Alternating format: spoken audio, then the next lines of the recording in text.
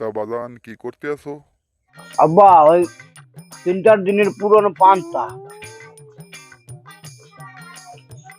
তা গরুরই খাওয়ানোর চেষ্টা করছি, খাইবে না। তা কি করমু? দানা হালানি তো উচিত না, তো গন্ধ হয়ে গেছে, কিন্তু টেস্ট আছে আব্বা। বাজান তোমার কি হয়েছে?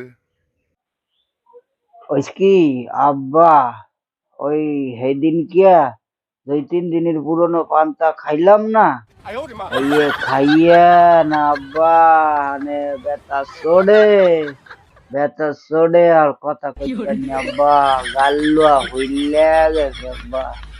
2-3 দিনের পুরনো পান্তা খাইয়া আব্বা এই অবস্থা আমার, আনে শীতের হইয়া খালি হইয়া তাই আর কিছু করবার হারিনি।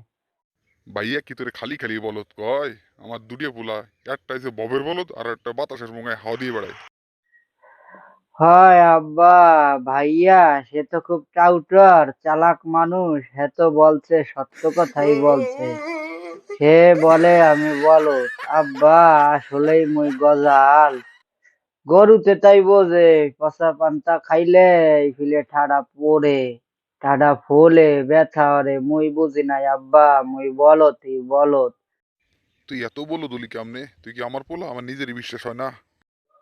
হয় আব্বা, মোর বলদ হওয়ার পেছনে কইলাম কারণ আছে।